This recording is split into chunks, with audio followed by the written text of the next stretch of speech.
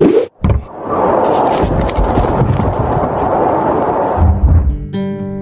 वालेकुम my YouTube family, कैसे हैं आप सब। उम्मीद है खैरियत से होंगे। अल्लाह ताला हम सबको अपने हिफ्ज़ व ईमान में रखे, आमीन सुम आमीन। साग तो हर कोई बनाता है, लेकिन मेरा थोड़ा डिफरेंट तरीका है जिससे इसका जायका बढ़ जाता है और खाने वाला अपना हाथ रोक नहीं पाता। और हमारी नई सीखने वाली बहुएं और बेटियों के लिए ये वीडियो बहुत ही फायदेमंद है, क्योंकि उनको A to Z साग पकाने से मुतालिक हर चीज सीखने को मिलेगी। तो चले आए वक्त ज़ाया किए बगैर अपनी इस रेसिपी का आगाज करते हैं। ये साग के पत्ते हैं और ये देखने में कुछ इस तरह से होते हैं। जब आप इसको रब करके स्मेल करेंगे तो आपको इसमें से एक मस्टर्ड टाइप स्मेल आएगी। पाकिस्तान में ये इस तरह से गड्डी की शक्ल में मिलते हैं। अब हमने एक डंठल लिया, उसमें से हमने येलो लीव्स जो हैं ये रिमूव कर देने हैं और ये पतले वाला जो डंठल है इसको इसके साथ ही रहने देंगे और मोटे वाले डंठल को हम सेपरेट कर लेंगे। साग की जो पतली डंडियां हैं इसको हम रहने देंगे और जो मोटे वाला पार्ट होता है इसको हम रिमूव कर देंगे, यानी वेस्ट कर देंगे। और इसमें से हमने येलो लीफ भी वेस्ट करने हैं। और साग को बनाते हुए हमें एक और चीज़ का ध्यान रखना है कि इसमें ये पत्तों के बीच में इस तरह से एक फ्लावर होता है, इसको हमें रिमूव करना होता है। ये फूल हम इसलिए रिमूव करते हैं कि साग में कड़वा जायका देता है। तो हम इस तरह से ये जो फूल हैं ये रिमूव कर लेंगे। ये अक्सर छोटे पत्तों के बीच में होते हैं। अब साग सारा मैं इसी तरह से तैयार कर लूंगी। यहाँ पर बारी आती है पालक की। पालक के लिए ये इस तरह से एक बंच है, इसको मैंने यहाँ से पकड़ा और नीचे रूट वाले हिस्से को मैं थोड़ा सा ऊपर करके 1-2 इंच ऊपर करके रिमूव कर दूंगी। और बाकी टहनियों को हम देख लेंगे कि अगर इसमें मोटी डंडियां हैं तो हम वो रिमूव कर देंगे और बाकी सारी पतली वाली डंडियां जो हैं वो हम पालक के साथ ही रहने देंगे। और इसमें जो येलो लीफ हैं या जो कोई ख़राब लीफ हैं उसको भी हम रिमूव कर देंगे। अब ये बाथू है, बाथू को हमने डंडियों समेत नहीं डालना, इसके हमने सिर्फ पत्ते डालने हैं और डंडियों को हमने रिमूव कर देना है, क्योंकि इसकी डंडियां भी साग में कड़वा जायका लाएंगी।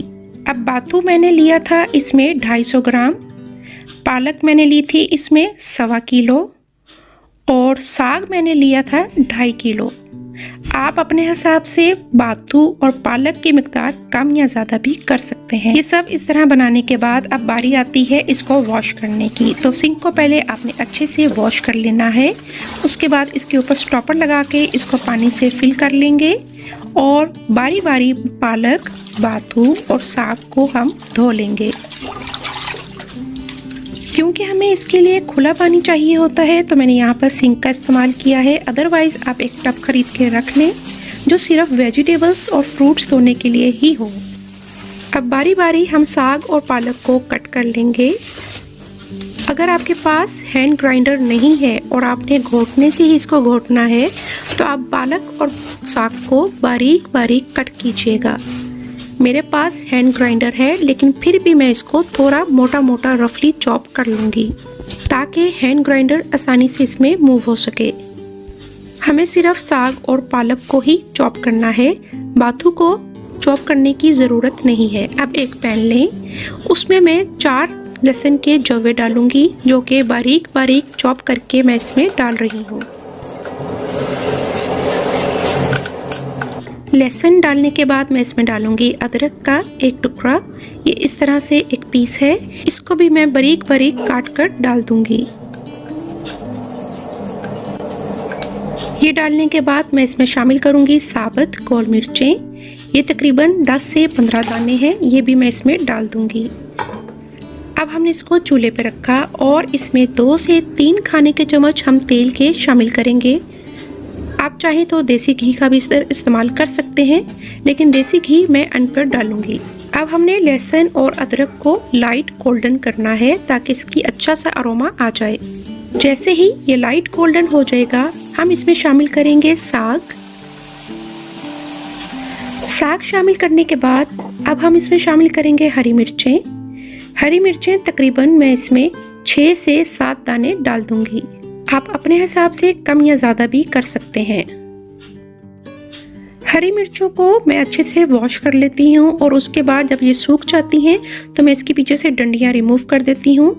प्लास्टिक कंटेनर में मैंने नीचे टिश्यू बिछाया हुआ है, ऊपर हरी मिर्चें रखें।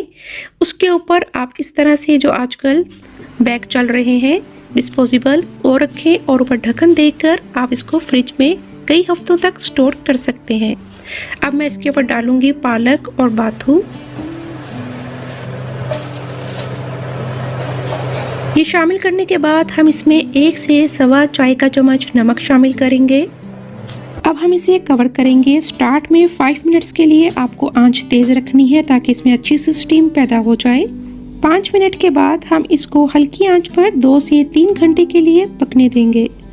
बीच में एक बार 1 से 1.5 घंटे के बाद जब आप ढक्कन खोल के देखें और अगर आपको पानी की ज़रूरत महसूस हो तो आप इसमें आधे से पौने कप तक पानी डाल सकते हैं और उसके बाद अगेन ढक कर आप इसको मज़ीद 1 से 1.5 घंटा पकने दें।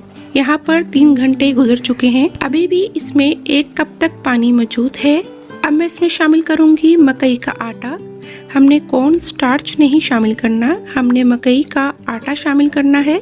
बाज़ लोग इसमें सादा आटा भी इस्तेमाल करते हैं लेकिन मैं यहाँ पर मकई का आटा इस्तेमाल करती हूँ। ये शामिल करके हम इसको घोटने की मदद से अच्छे से घोटेंगे, लेकिन मैं यहाँ पर हैंड ब्लेंडर का इस्तेमाल करूँगी। अगर आपके पास हैंड ब्लेंडर मौजूद नहीं है तो आप इसको घोटने की मदद से ही अच्छी तरह घोट लें। ये इस तरह से मशी सा हो जाएगा। अब मैं इसको मज़ीद 5 से 10 मिनट तक मीडियम आंच पर घोटने की मदद से इसको घोटती रहूंगी। क्योंकि हमने इसमें मकई का आटा शामिल किया है तो हमें उसको भी अच्छे से पकाना है ताकि उसकी कच्ची स्मेल ना आए, तो इसलिए हम इसको मज़ीद 5 से 10 मिनट तक पकाएंगे।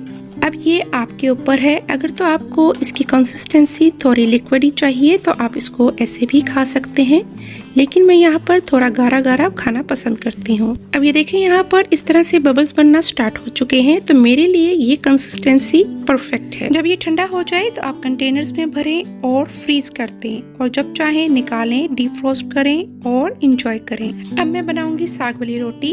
ये मैंने सिंपल आटा गूंदा हुआ है, इसके मैं 2 छोटे छोटे पेड़े ले लूंगी। इस पे खुशका लगाने के बजाय मैं यहाँ पर मकई का आटा है उसका इस्तेमाल करूँगी। इसके ऊपर मकई का आटा स्प्रिंकल किया और इसको अच्छी तरह से हमने पेड़े को फ्लैट कर लिया। इसी तरह से मैं दोनों पेड़ों को फ्लैट करके इसको पतला बेल लूँगी। हमने खुशके के बजाय मकई का आटा यूज़ करना है। अब इसके ऊपर मैं मकई का आटा थोड़ा स्प्रिंकल करूँगी और उसके ऊपर डालूँगी साग।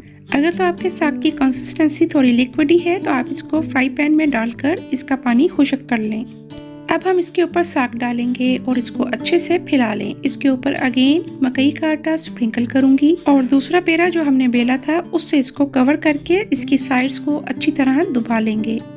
अब हमने बेलने का यूज़ नहीं करना, मैं हाथों की मदद से ही इसको फैला लूंगी। अब हम इसको तवे या फ्राई पैन में डालेंगे और इसको अच्छे से पका लेंगे। इस तरह से ये पराठा बनाकर देखें, ये बहुत ही मज़े का बनता है। आप चाहें तो ऊपर ऑयल अभी लगा सकते हैं, लेकिन मैं यहाँ पर ऑयल नहीं लगाऊंगी। इसको ऐसे ही सेक लूंगी जैसे हम रोटी पकाते हैं।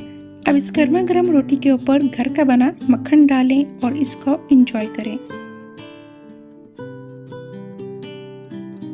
मुझे वो रवायती सरसों का साग मकई की रोटी तो पसंद नहीं है, तो इसलिए मैं साग के साथ हमेशा रोटी प्रेफर करती हूँ, या तो साग वाली रोटी मुझे पसंद है। मकई का फ्लेवर लेने के लिए मैं इस तरह से रोटी बना लेती हूँ जिससे इसका टेस्ट बहुत ही अच्छा आता है। एक दिन तो हमने पराठे खा लिए, अब ये नेक्स्ट डे है। मैंने एक कढ़ाई में देसी घी को गर्म किया। इसमें हम डालेंगे 1 से 2 खाने का चम्मच प्याज, 1 खाने का चम्मच लहसुन और 1 खाने का चम्मच चॉप्ड अदरक। ये डालकर हम इसको मीडियम आंच पर गोल्डन फ्राई करेंगे और इसके बाद आप चाहें तो इसी के ऊपर साग डाल दें, लेकिन थोड़ी गार्निशिंग के लिए मैं यहाँ पर निकाल लूँगी और बाकी में मैं साग डाल लूँगी। जितनी क्वांटिटी हमें चाहिए हम उतनी ही गर्म करेंगे। यहाँ पर मुझे 1 टाइम के लिए साग गर्म करना था, तो इस तरह से मैं अपनी फैमिली के हिसाब से ये क्वांटिटी ले रही हूँ। जब ये अच्छे से गर्म हो जाए तो हम इसके ऊपर एंड पे गार्निशिंग डाल देंगे। साथ में मैं बनाऊंगी मकई वाली रोटी जो थोड़ी डिफरेंट है। नॉर्मल मैंने रोटी का आटा गूंदा, उसके ऊपर मैंने मकई का आटा स्प्रिंकल किया खुशके की जगह और इस तरह से मैंने रोटी बना ली। इस तरह से रोटी बनाएं, आपको यकीनन बहुत मज़ा आएगा और साथ खाएं गर्मा गर्म साग मक्खन डाल के। अब अपनी दुआओं में शामिल रखिएगा। जिंदगी रही तो अपनी किसी नेक्स्ट रेसिपी के साथ हाजिर होंगी। Thanks for watching. Like, subscribe and share.